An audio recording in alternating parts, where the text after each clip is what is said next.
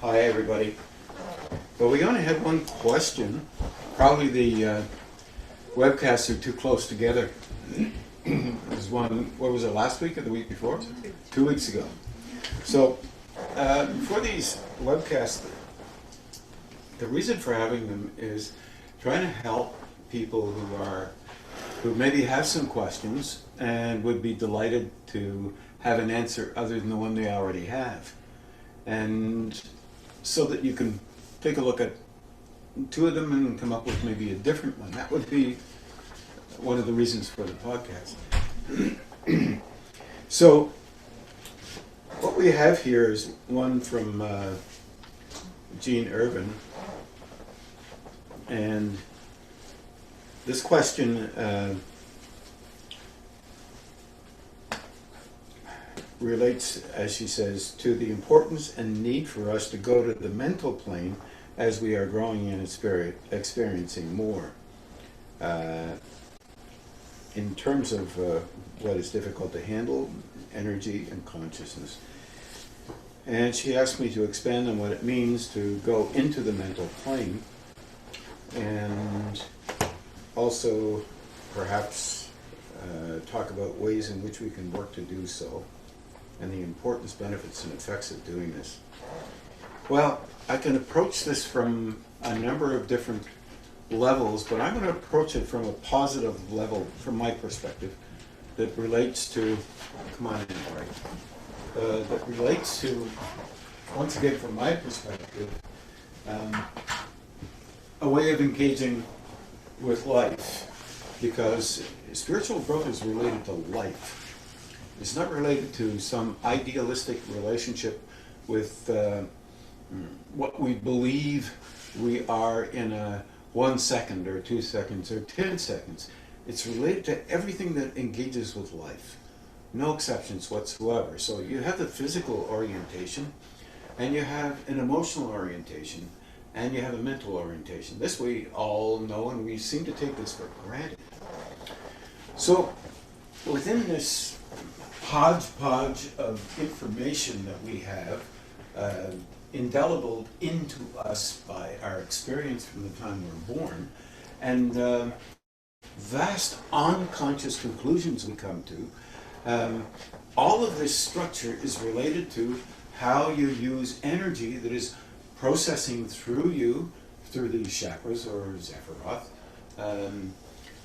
and you intensify and engage in particular ways, which formulates an emotional dispositional structure. It's a structure. That's what it is. The same is true in terms of how you show your reactions, facially, physically, and that's logged into the emotional disposition. At the same time, the emotional mental aspect is tied together with the physical, of course, but tied together, and we call that thing personality. So if you have an emotional response, it really is adherent to your personality. It creates a kind of style. And in some relationships with psychology, there are various styles of engagement that is expressed. However, I'm talking about a stylistic formula that makes you feel, whether it's valuable or not, kind of comfortable after you've done it 350,000 times. You're comfortable with it, you continue to do it. Basically, just because you're comfortable. It may be helpful, it may not be helpful to you. So what I've done here is I've put on the board a pseudo form. We all don't look like that. Some are a little broader, some are a little thinner, some are a little taller, some are a little shorter. Anyway, and the same is true for our personalities, I guess you could say. So here we go. I'm going to just put in these three lower systems, root, gonad, and solar plexus. Well, we're constantly engaging with these things as just systems that relate to a certain belief system, or that belief system, the Hebrew or Jewish belief system, the Indian belief system, the Buddhist relationship, Buddhist beliefs in the Chinese relationship. But you have like rivers of flow coming through these things, and they engage with each other.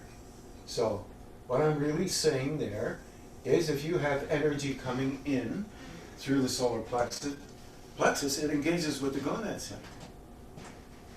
It engages with the root center. It engages with the heart center to some degree. A little shift up and it engages with the throat and the brow and the crown. And the reason why it does this is because you are an overall unit of beingness. Literally. You are practicing to become involved with a kind of balanced system that can handle all kinds of frequency, all kinds of energy coming through you. And this is often called all kinds of names. You name them. Universal oneness, Christing, or Krishning, or Buddhing, Satori, all kinds of ideas around a linking up of some kind that from this perspective, here on this planet, is considered to be extra special and highly touted from the view of those who are not that highly touted, not fully developed yet, just not developed. So if you saw a person who was handicapped, you would say, that person's handicapped and I'm more able than they are. Well, here's the deal. You're handicapped. Looking up and say, they're more able than I am. But from a higher level, they don't consider that as a real thing. They consider us as continually growing. You don't consider yourself as continually growing. You believe you are already grown up. Or you assess or judge how that is comparably to other people. Higher levels don't compare like that. It's not relevant because the need is to help an individual to continue to grow. Meaning, more flow comes in and it affects other areas. It'll affect this area. It'll affect this area at the brow or the crown. So you have these systems opening a little bit at a time to enable the lower systems to soften down, to have a chance to find a balance, to continue on, to get past previous systems. Now, this is how it looks. If you don't mind me doing this, even if you do. So here you go. I'm going to stick some red there. I normally don't, but anyway. So energy comes in here and fires around, and potentially it's there to be used under a set of circumstances that relates to position and place in the scheme of things on this planet relative to its kind of growth level, and that is trained in you by your families and by your cultures, or by the nation and how, well, enculturation. So here we have another center. So it comes in and links up also with the root center, but it shoots energy around, and you use that engagingly with it's really basically involved with creating a personalized will. The personalized will is extremely important in our world for survival. So this is not a negative center. Neither is the root center. But it has different levels of engagement so that you could potentially become quite sophisticated with the energy that you have within yourself, or you can be sophisticated in the manner in which you've been trained. Everybody understand that? So you are trained in a certain way. All right, we're still moving towards the mental, right? Now this will also engage with these other planes as well. Maybe a little bit of energy moves up into the root center, the solar plexus.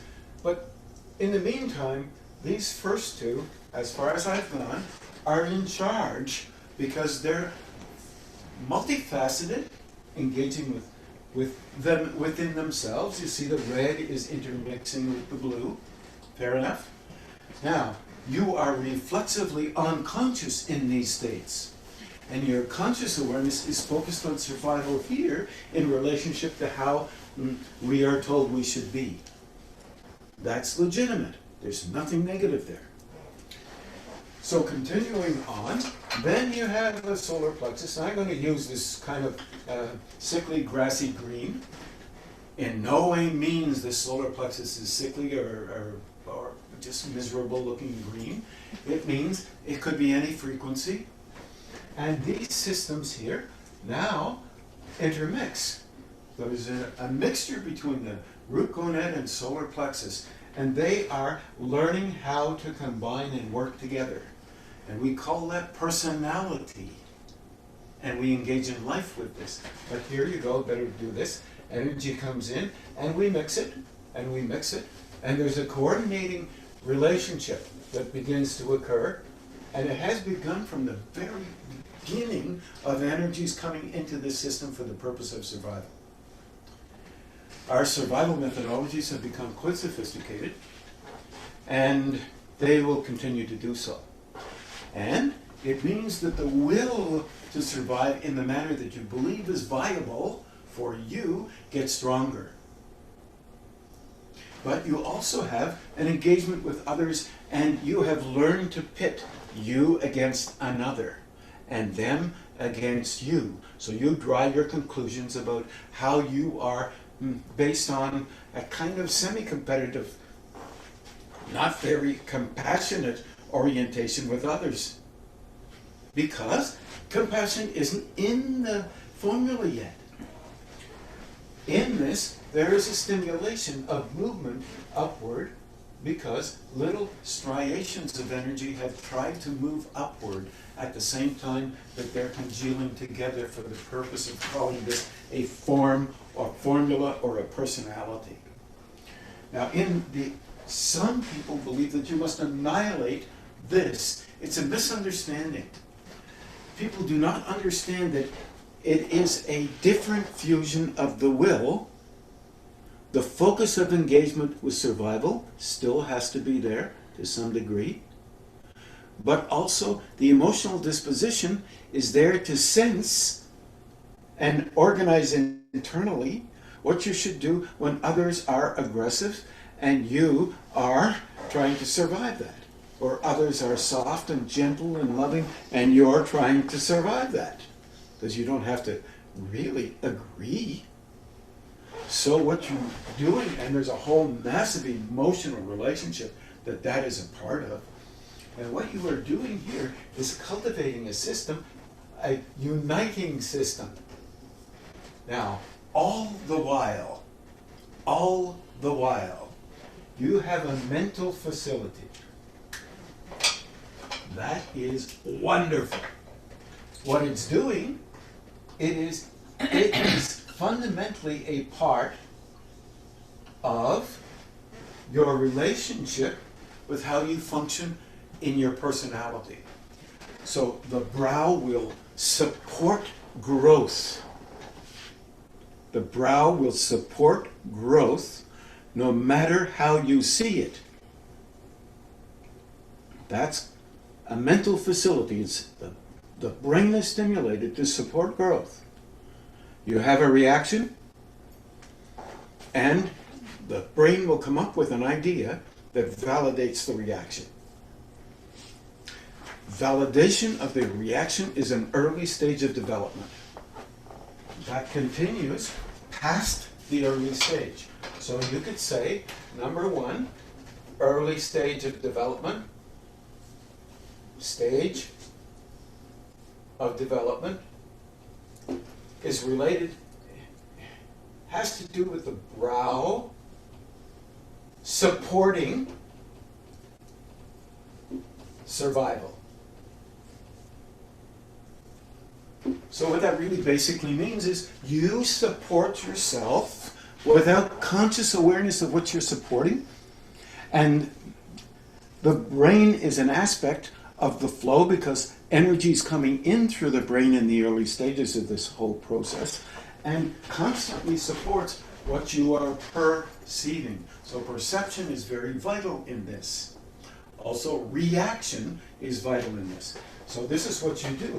You have, while your growth is going on, you have favorite survival occurrences that relate to some of these levels. And I've only drawn 3 there. You could have 10 favorites, you could have 3 favorites, you might only have 1 favorite. But these places are when you are stressed or structurally in trouble as far as your view of things is concerned, you will go to a reaction that saves you.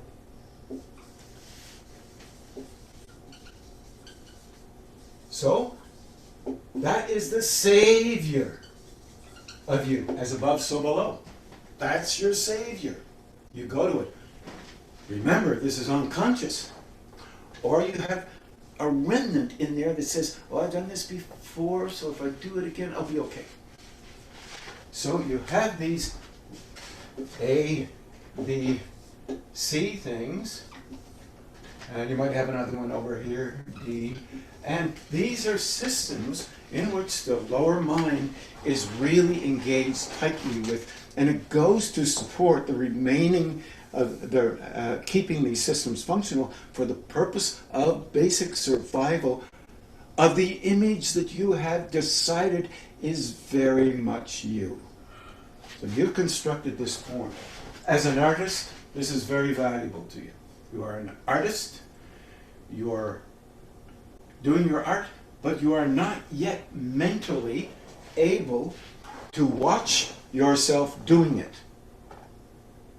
You can get little glimpses, but you'll feel a rush of pride or a rush of down pride, either up or down, positive or negative pride, and that will encourage you to remain exactly constructed this way.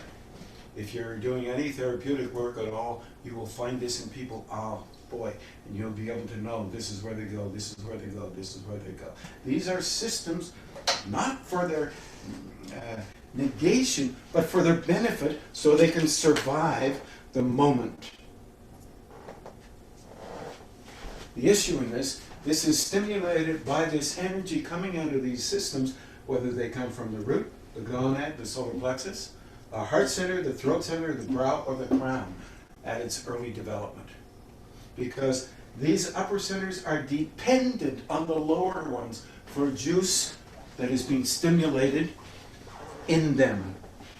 They're like youthful forms moving in the direction of stronger development. Youthful forms moving in the direction of stronger development. As that development increases and they become centrally, at least adjusted from a different perspective, they end up being in a different position. They begin to notice consciously that what they have just done doesn't make sense. That's kind of a little off. But because it got them what they did, they hook into this and this and this and this, and it reminds them it's worked before, and so it must be really true. They must be seeing it differently, and maybe it's still okay to do.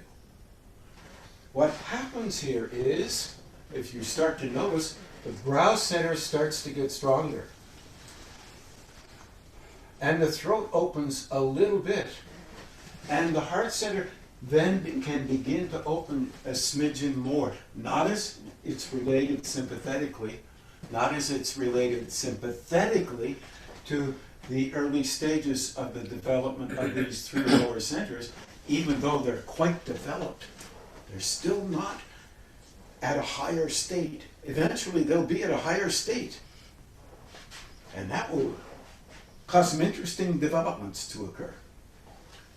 As the brow increases more and more, the brow will get to the state where it begins to send energy down into the throat, into the heart, into the solar plexus, into the gonad center into the root center and broadens out a little bit, filtering a little bit differently what is already there. Then you must begin to find a balance in because of the input put in there by the brow center. In theory, these centers should open one at a time, starting from the root center right up to the top. But we have overstimulated the brow center from about the 16th, 17th century, and it was stimulated before. But that ended up in the stimulation of nations relating to the need to be more powerful over other nations. This is a very long, long quest. That's because of the brow? Because of the brow's ability to open and stimulate deeper. Any center that opens above the diaphragm in a stronger way will send messages down or energy down to the lower centers for the purpose of broadening them out so that they can begin to watch what's happening in this energetic form and therefore affect it by watching. There's a conscious effect and therefore affect it and in a constructive manner, meaning constructive to the energy that's coming through these centers that are higher.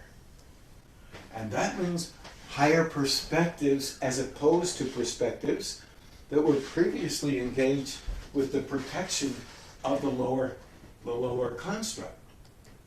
Now they're there for the development of the lower construct, to broaden out past what it's been like before, into a state where you are looking at things from a different perspective. And now you must begin, not necessarily, number 3, not necessarily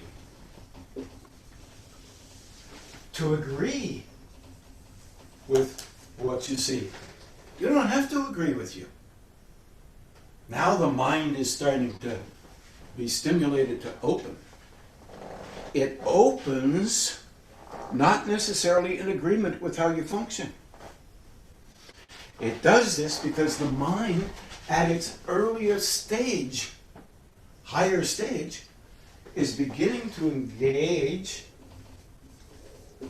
not only with the lower system differently, but it's opening so that energy coming into it can be broadened out. And ideas relating to that stimulation can be stronger in aid of enabling differently the lower system called personality.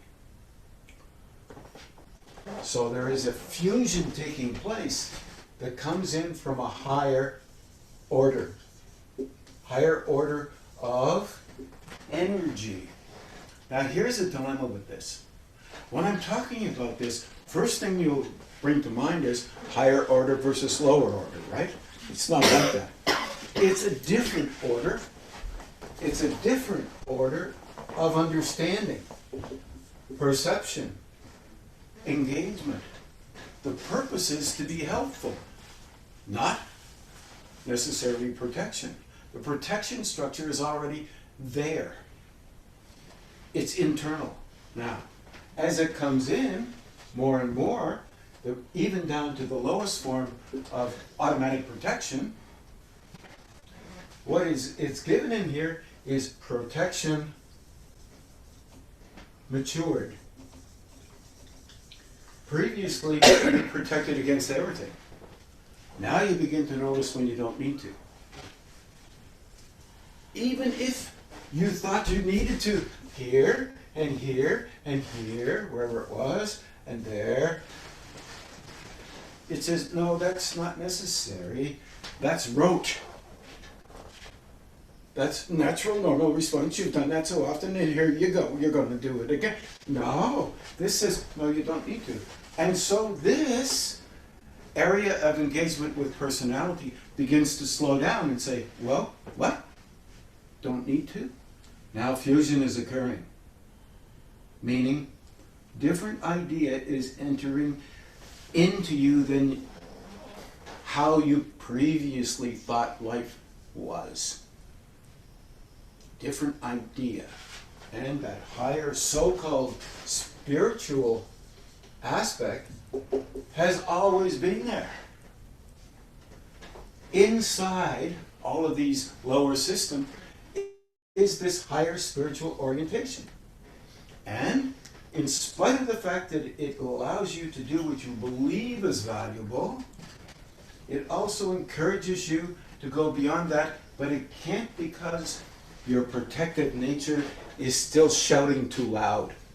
So it can't allow the system to hear it, because it's almost like a 3-year-old saying, no, no, no, no, no, no, I'm not listening, I'm not going to listen.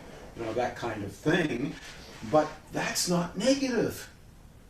Once again, because it's set up to do that, to survive in a very animated, engaging manner that relates directly to how you see things, relative to the style that has been nurtured and cultivated for eons of time in our world and our species, so that we could move into a different state. So, this is not negated as a negative thing or destroyed with a hammer.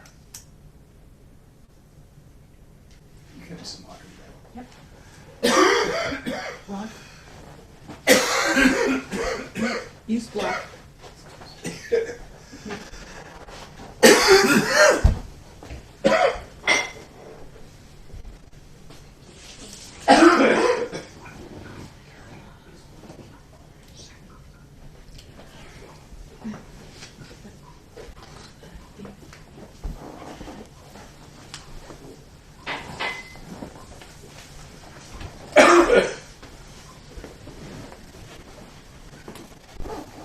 Excuse me. So part of that is my throat center coming on. Part of it's this cough I have, so apologize for that. So what we have is almost the same flow coming through, except that it's not colored by the waves as much as they used to be. They're now inflected. Inflected. There's an inflection of a flow of force that is different. Sorry. Kind of like this. This is any color. I'm just trying to do this because I might need another black. Because, yeah, I do. Because at the raw, coarser levels, the inflection is self-serving. At the raw, coarser levels, the inflection is self-serving. Not negative, survival-oriented. It's hard when you have to think about that, because that relates to how you think you need to be to survive as the image that you've already been involved with. However, that coarseness That's terrible. becomes feathery, goes on and on and on. There's a continuum there. And that energy coming in from a higher level is along that continuum, and it's moving in because it's an aspect of what's already created by each and every frequency. However, the valve is set at coarser. These are valves. Whether they be higher or lower, they're valves to be really careful of how much flow can come in, because we can't handle too much spiritual flow right away. Because we're learning how to handle that. And you want to be able to handle that flow coming in and still engage as a universal being. As the Buddha said, when you're normally engaging, chop wood, carry water. You be you. Then when you're all lit up, called enlightenment, more flow coming in, you chop wood, carry water, as if nothing has happened. It's not valuable to be recognized as a high so-called spiritual being, because you will then become focused on yourself. Because that focus on yourself will be transmitted from others as well as from you. And that will be stimulated. You have to then learn how to soften that up, and you may be able to do it a little bit, but not very much, because constantly people are putting you up, and then what you've got there is a submarine that doesn't know how to go down or up.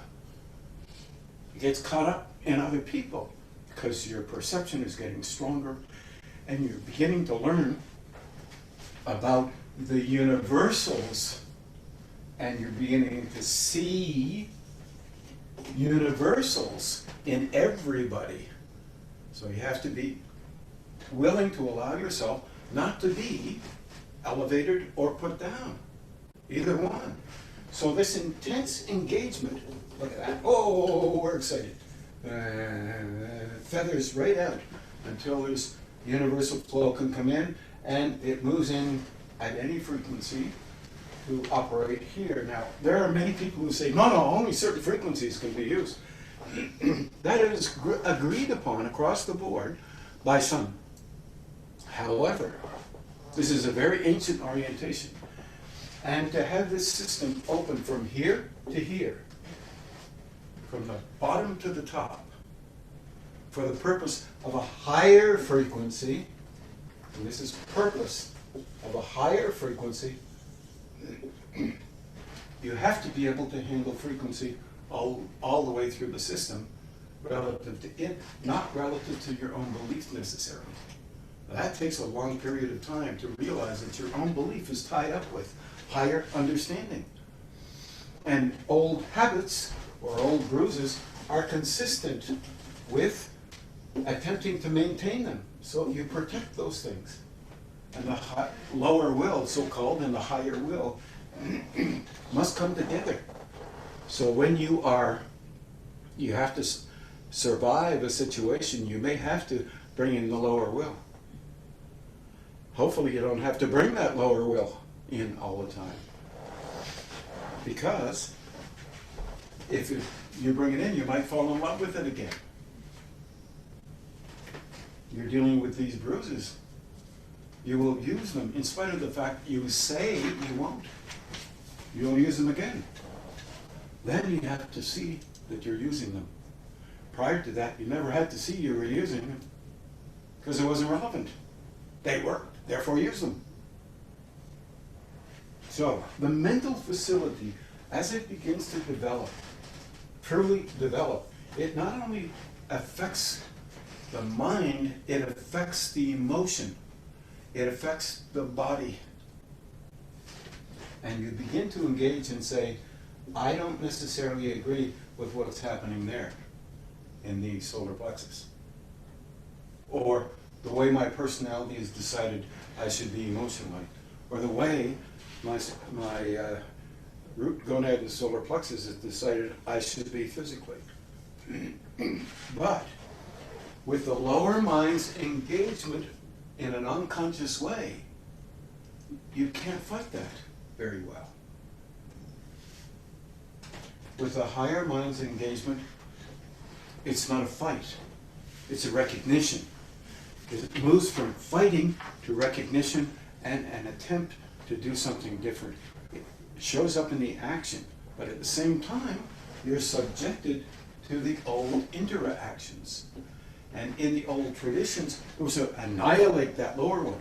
In fact, that really meant, as the higher levels come in, you will soften those down until you know you don't have to use them as often as you did. You don't use them, then this gets softer. You're not using them. And when they do get a little stronger, you have a chance, even if it's just at the end or in the middle, to soften that down and not necessarily agree with them, but they're ready to go again. So when you're talking about mind like this, you're talking about a level or a state that relates to the individual's capacity to watch what's going on inside themselves and not necessarily agree, but above all things, not negate in a judgmental manner. Because if you do that, you're elevating your relationship with the king of the castle. The king of the castle is at the bottom of your butt. No negativity attached to this. It's built that way for your survival. And the brain is attached to that at the emotional level. And let's say the lower mental level. Because its first cause is to enable that system to move into a state that it thinks is valuable, and then either it gets tired of that state, see, that's the impulse of the higher level, or suddenly the mind shifts and you can see through that state and it doesn't look as pretty as it used to, and you begin to not necessarily agree with it. But you've already agreed with it.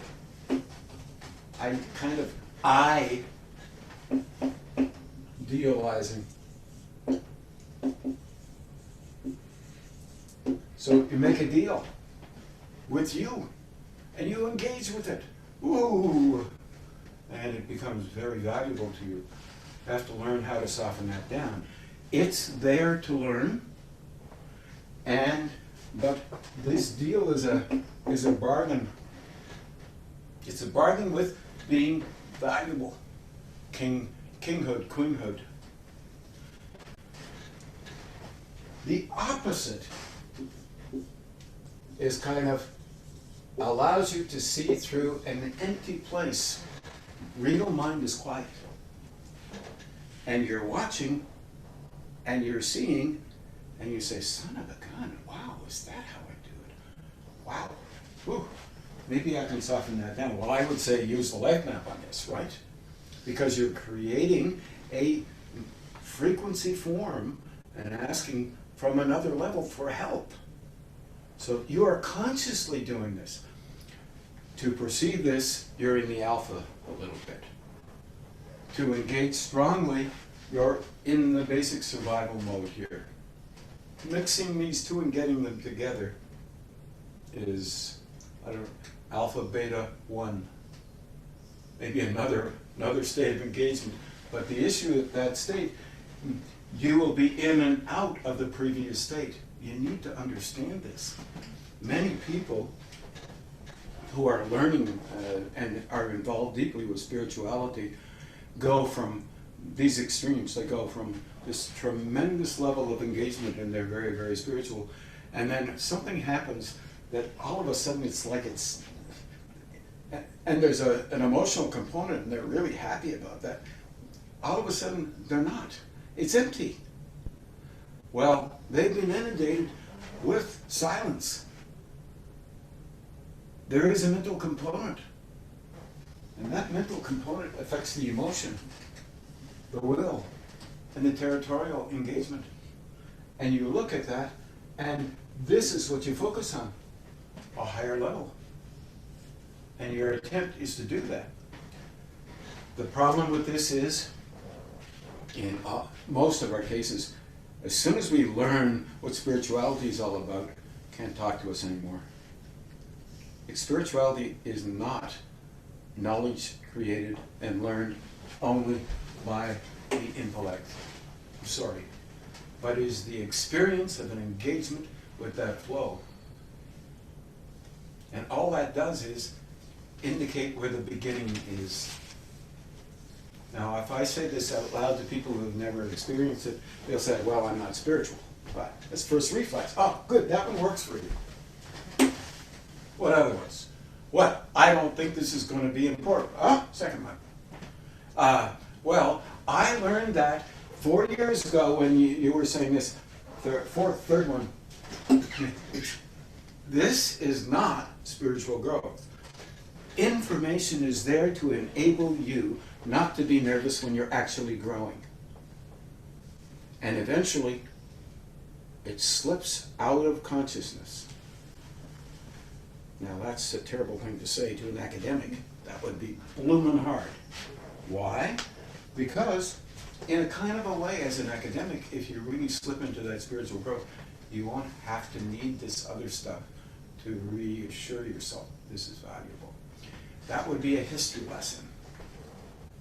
There is nothing wrong with history. If anything, it will show you how things were in the past. And maybe you can move a little farther, perhaps. Fair? And remember, history is written by people that don't necessarily. By the way, Christ didn't write any. Christian didn't write any. Buddha did. So I have to be careful what I say.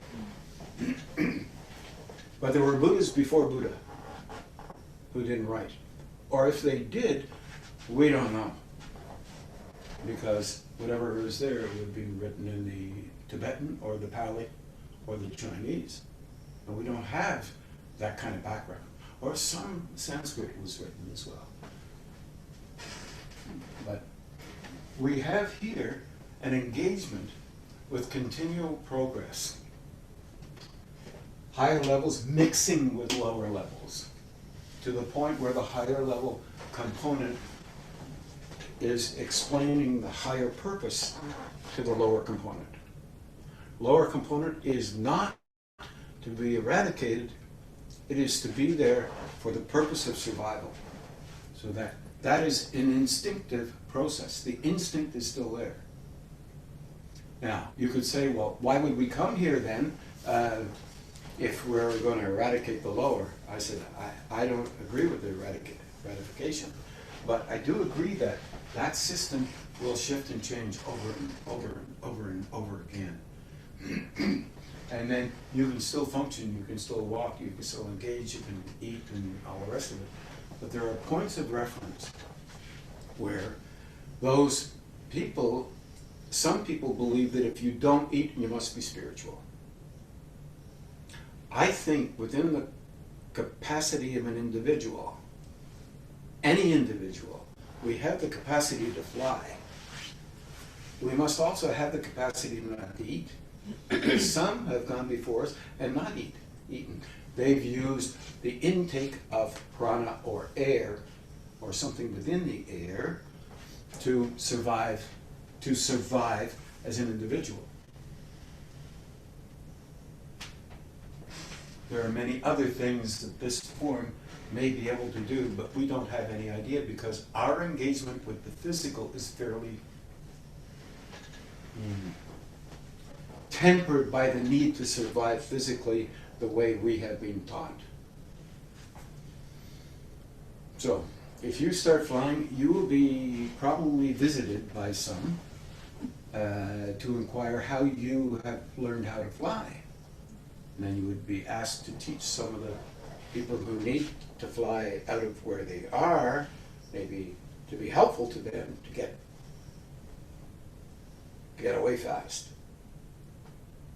I don't think flying is necessary, but if everybody flew, then I don't see any problem with it.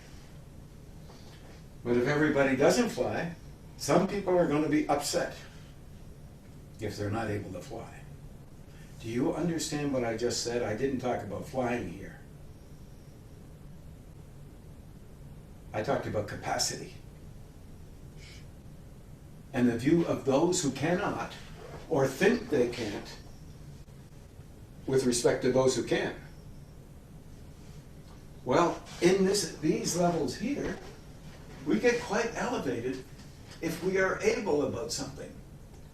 In fact, you can see that right away that that's not spiritual growth. But in some views, if your intellect is quite high, you're superior to others. And that's what people say. But we're talking about spiritual growth here. So would you think that it's possible some people who have particular ways of seeing spirituality would think that theirs is superior to others? I think the same is there. And as soon as you understand that, you have an insight into the idea that this is the lower system in charge of the upper system for the purpose. There's a purpose in this. For the individual to, and individuals to begin to learn that that is not spiritual development. That is the capacity of an individual's physical, emotional, and mental system to be capable, but it's still relative to the will of the individual's belief. At the top, the higher level purpose engages with you, and that's how you function. So you can see we have a little bit of ways to go in with relationship to various levels of development. But please understand, there are various levels of development. None of them are negative. And they're different person to person. That's why I often say, don't discuss your greatness with others. And what the heck does that mean? It means because that discussion relates to the individual personality searching a position out for themselves for the purpose of being superior, because they feel vulnerable someplace inside about not being superior. If they were truly superior, they wouldn't have any interest in doing that. Not at all. I think I've covered that question a little bit. Let me take another look at it, hopefully. But this is extremely impacted upon past lives, a concept called karma as well, which has nothing to do with bad or good. It has everything to do with ability or inability to handle frequency moving through you. Ability or inability to handle energy moving through you. And if you can handle a lot of energy moving through you, basically, the focus, if it's a higher focus, will be to help people quite quietly. If you have it the other way, it will be to help people quite loudly. Now, in the middle of this, there's a large arc, and the arc is being built. It's the building of an arc that blends the two, as opposed to annihilates the arc. And only this is right, or that's right. Or this is wrong and that's wrong. This is an added feature related to the individual's need to be superior when they're battling it out with other beliefs for who's right and wrong. This is, unfortunately, not easy to see through because the intense defense is profoundly involved with personalized will and a broad engagement with a number of people for the purpose of being valued in a superior manner. This happens in individuals, in nations, this happens in worlds. Well, provided there were other worlds, of course, we would be superior to them just because we don't know there's any other worlds. But if they ever came this far, we'd have to think that through. Because to get here, we can't even go to the moon consistently to mine it. But that's why we would go to the moon to mine it. For the help of us to survive here, really, or to fill the pockets of those who could go to the moon. Well, that might help us. It's possible. So I think I did a little bit on that. I made a note to myself to ponder the aspects of the mental. And you can do that by watching the actions of the emotional reflexes. You can notice that you can do that with a little practice. You're watching, and the big thing is the first steps you watch and you grumble about how you do things. And you're upset, you're disappointed, all of us have these things. The next level up is, that's where I am with that.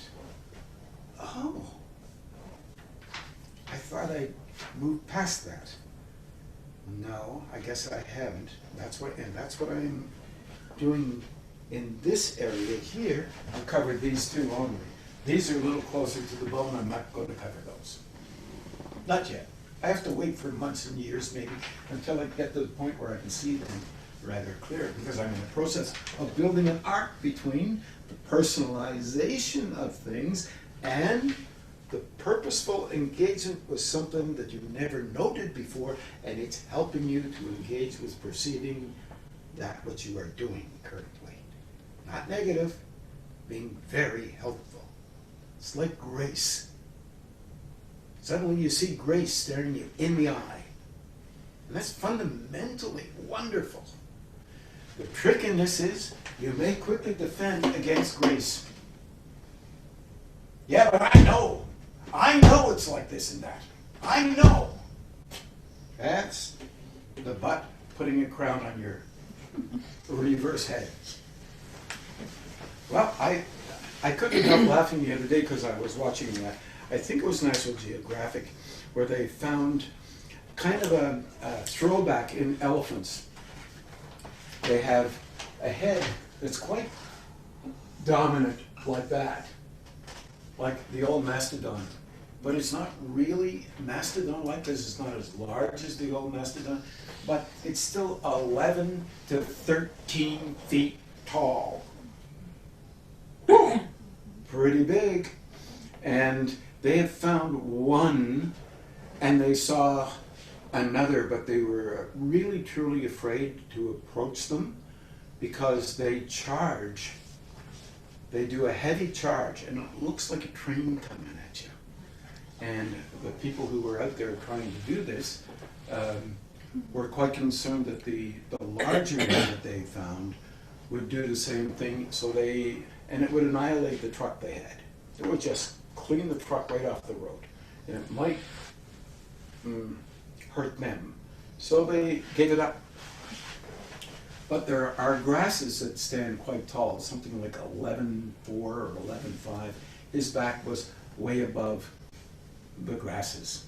So they couldn't tell exactly how tall those grasses were, but you could see the back in the camera of the elephant was roughly about 2 feet above the grasses. And if they figured it was 11, then it's got to be around 13 feet tall. And that's pretty impressive. But when I saw this, I couldn't help thinking about this. Our relationship with the buttocks, which is really valuable to us for a lot of reasons. And I thought, wow, isn't this wonderful? How we miss metaphors all over the blooming place. But that was kind of a funny one. I thought it was funny anyway.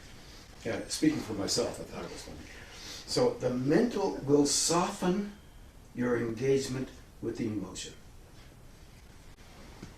But you have to be sincere, because the mental aspect, the intellectual aspect, is not the mental plane that I'm talking about. The mental aspect, the intellectual aspect, is a cultivation in the process of building a bridge between the stabilization planes where we are functioning and the spiritual planes that we have a difficult time perceiving, or the mental plane, as some call it, that is higher than the intellectual structure. A plane from which insight and intuition and all that comes from. But you interpret what you can perceive of that plane. And you will interpret it relative to the interpreter, remember? So you may perceive something that isn't necessarily exactly what it might mean. But close enough, you make some sense of it, and it helps you out. Dreams seem to be in the same kind of category. If you have a good conscious dream background, you may be able to perhaps be fed information that will help you to build an arc between one plane and another. And remember, one series or sequence of planes, because this is a plane, and this energy goes right to the top in this plane. But remember, at the higher level, it goes right from the top to the bottom.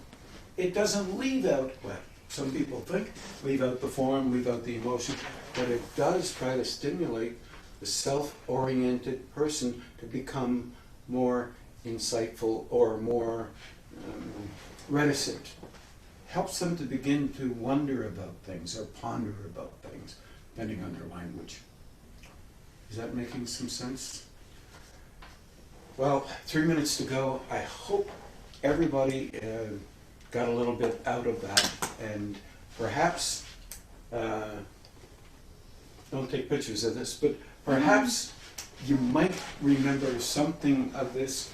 And if you are thinking about, when you're watching these webcasts, if you're thinking about a possibility or trying to figure out how it might work with you, then something may stick there that might be extremely valuable for you in your journey of building the bridge between a higher willingness to perceive and a willingness only to engage with what you believe and what you've already considered a viable thing.